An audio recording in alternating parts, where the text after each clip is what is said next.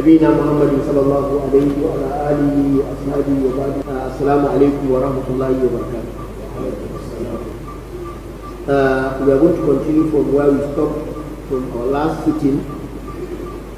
We are still in Surah Baqarah, that's chapter 2 of the Quran. We are continuing from verses 6 of the chapter, where Allah says, فَجَعَلْنَاهَا نَكَالًا لِمَا بَيْنَ يَدَيْهَا.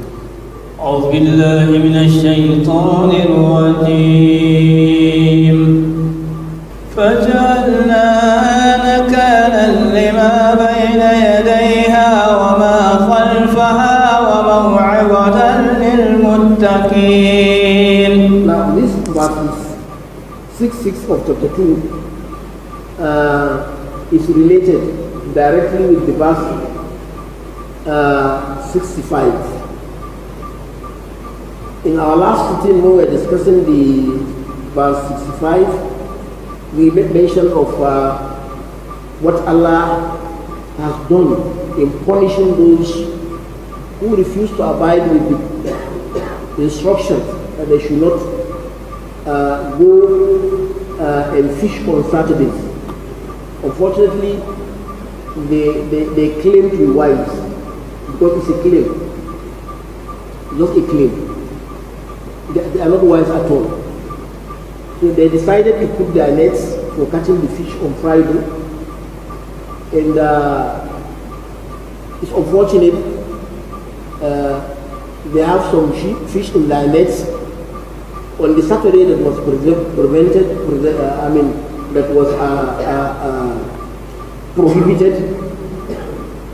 Not until on Sunday, then they collected what has been caught inside their nets. Based on that disobedience, Allah subhanahu wa ta'ala turned them to monkeys. That's why we said in that sitting that the history that man was originally a monkey has no basis as far as Islam is concerned. Monkeys are species that Allah created, but He has turned some human beings because of their notoriousness to the monkeys. But we are not as human that we originated from monkeys. Now here Allah is connecting this verse with the last one. فَجَعَلْنَاهَا نَكَالًا لِمَا بَيْنَ يَدَيْهَا. And we make that a punishment. Those who are turned to monkeys is to serve as a punishment. نَكَالًا لِمَا بَيْنَ يَدَيْهَا وَمَا خَلْفَهَا, so that it will serve as a lesson to those who are witness. You know, at that particular time, there are those who are having their neighbors who disobey Allah, and Allah turned them to be monkeys. You know, they came back home monkeys. I don't know how the Salama will look like when they are entering their family's house, because everybody will run away from them definitely. So Allah says they were turned to monkeys, and that served a lesson for those who were living, those who saw it clearly, those who are witnesses, and also to serve as a lesson to succeeding generation, unborn generation like we now. We did not witness the incidents, but Quran narrated it to us, and we believe exactly it has happened, as if we are there. That's why Allah ended the verse by saying, Mu'izatan or Mu'izatan, so as to serve as a reflection, as a lesson, lil-muttaqin, for those who are God conscious and pious. And the lesson to be learned here is that a Muslim should train himself to be law-abiding, the laws of Allah, the commandments of Allah, and that of Rasulullah sallallahu alaihi wasallam, and of course by extension, any law that is made for the benefit of mankind. A Muslim should abide with it and should take it very serious. That's why I cited an example of the traffic light. Somebody will say, okay, if you go in the Quran, you are stupid. Quran has directly discussed manfa, generally. It's not a book that talks in every bit. It is a book that summarizes the whole content of the way you live a good life here and the life there. So traffic light is a law that Sharia recognizes because it is there so as to save life. And many other crises that are less than that. But life is very expensive. So that Group A will go, B will wait, and B will go, C will wait. The light is directed for easy trafficking and movement. So it will be a wrong idea for a Muslim to come and just say, no, it is something that is of benefit to mankind. And I cited where some leaders will just come and kick against the traffic, make a lot of noises and confuse even those who are there. And at times you see them beating those who are innocent there. And some of them are Muslims. That is actually going contrary to the law. It's not allowed in Islamic Sharia. Allah is just allowing us. If not, He could have turned the head of those who are doing that to monkeys. That is the hadith of Rasulullah. He says, one of you should fear if he raises his head before the Imam in sujood. Allah may turn his head to be that of the monkey. Of course, their own is a monkey, and this hadith is donkey, Imam. وإذ قال موسى لقومه وإذ قال موسى لقومه إن الله يأمركم أن تذبحوا بقرة قالوا أتتخذنا هزوا قال أعوذ بالله أن أكون من الجاهلين. Now the story is about Musa alayhi salatu wasalam and his people, children of Israel. And you know, there are people who are very stubborn, very stubborn. And they are difficult people, very difficult, very arrogant people. And Musa has to be patient all the time with them. Now, as you have heard the name of Baqarah, which is the name derived even from the chapter itself, the longest surah of the Quran. The word Baqarah, that is the name of the chapter, is derived from this Isa, this story we have started today. And scholars of interpretation of the Quran in their books are saying the essence of this Isa that will follow verses after this verse is that a man innocently was killed and nobody knows the killer. And they came to Musa alayhi salatu wasalam seeking for his opinion on how to go about how to know the thing.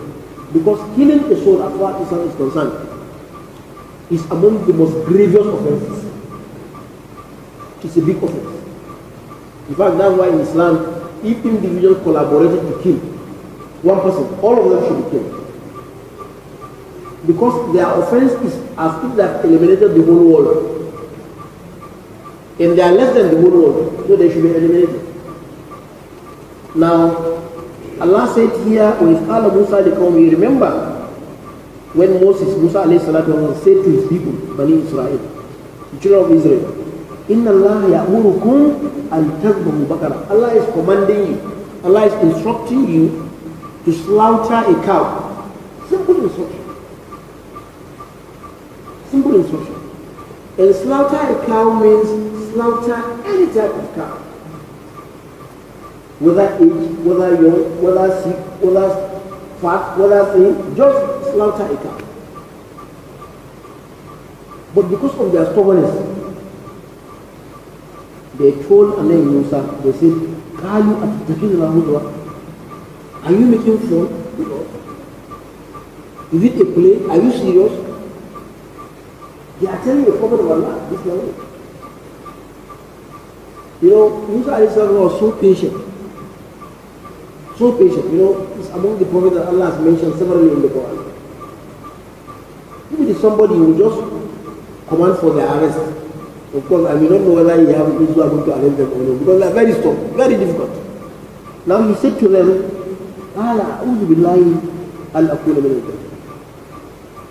I seek refuge from Allah to be among those who are ignorant.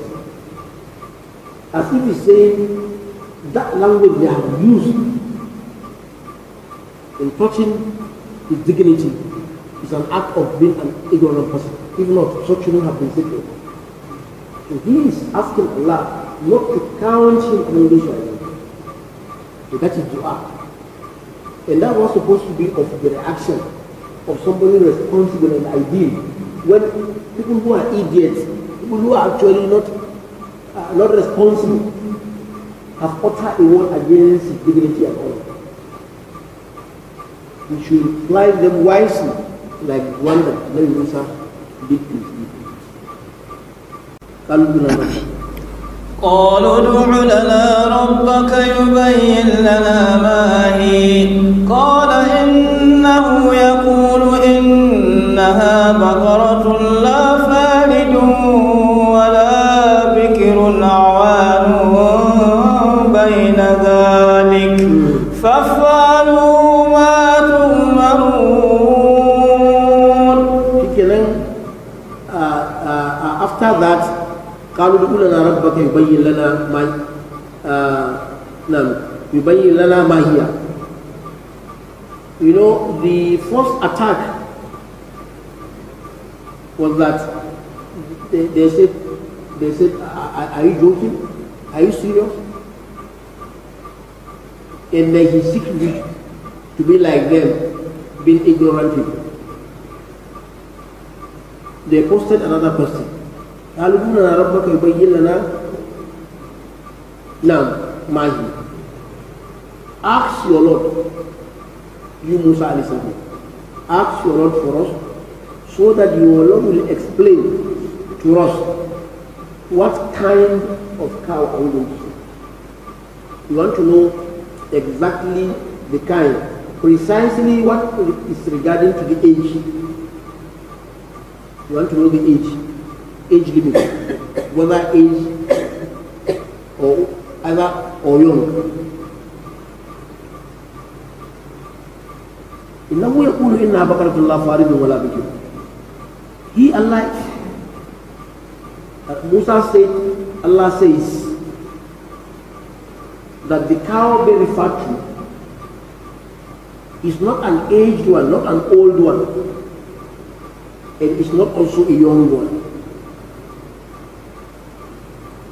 You can see the description of the Prophet, very clear, not aged and not young. Further he added, أَوَانٌ بَيْنَ ذَلِكَ. It is a condition in between the two. A middle-aged cow, not old and not young, in between. Very clear. After a good explanation from a good teacher that will convince his listeners, he also advised them. He said, فَافْعَلُوا مَا تُؤْمَرُونَ. I am urging you to act according to what you have been commanded to do. Act based on the command. Can you see a simple advice following the description of what you have asked of? But because of their stubbornness, another question will follow. Now, قالوا لنا ربك. قالوا ادع لنا ربك يبين لنا ما لونها قال إنه يقول إنها بقرة صفراء فاقع لونها تسر الناظرين. Again, you know, after telling them about the cow, that any other cow, no matter the nature of the cow, just any cow, they refuse. They ask a question of knowing the nature, wanting to know the age limit, and that was explained in between aged and young. They are not satisfied. They still ask, what is the color? What is the color?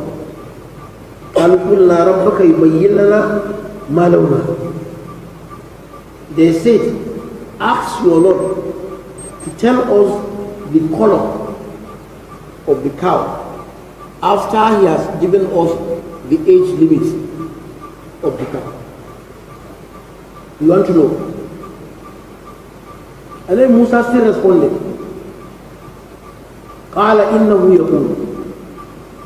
And then Musa said, Allah says, إنها بقرة.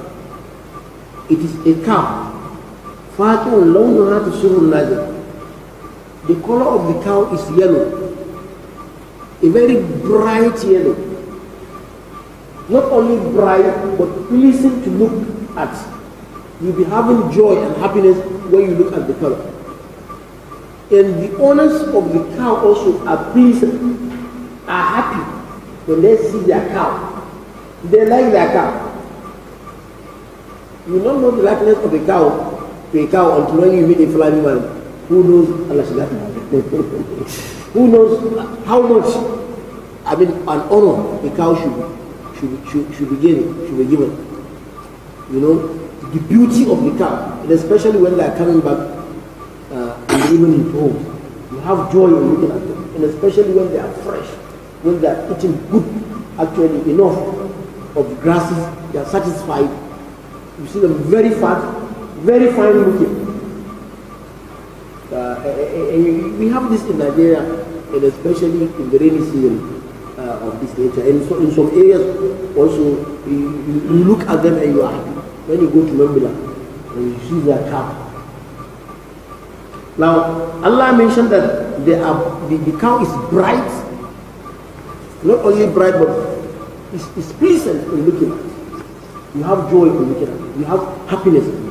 Now, this is the question that I've been asking and the answers that have been given to them. I think the wise among them would have informed them that, look, it's okay.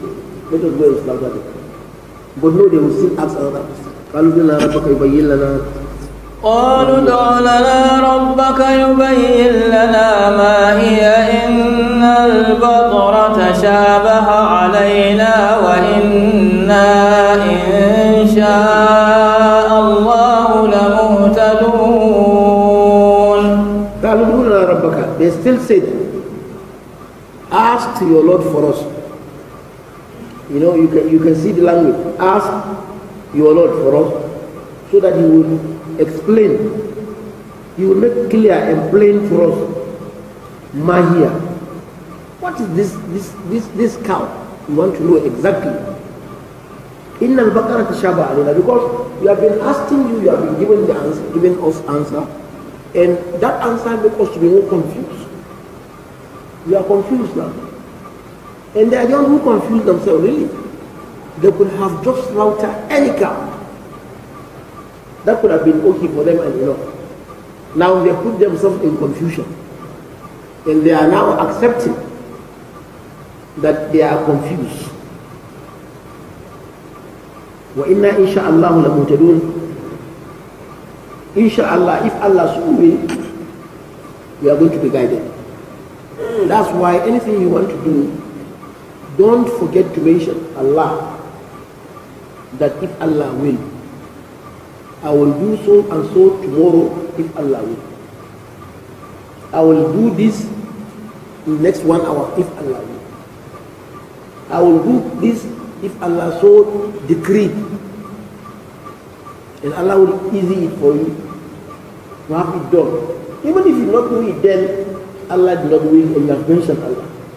So mentioning Allah is part of what is expected of a good Muslim whenever you are making a proposal of doing anything. Inshallah, to this point, we are going to call it a day. If we are to follow the Qissa, it may take us actually beyond what's supposed to be of our time.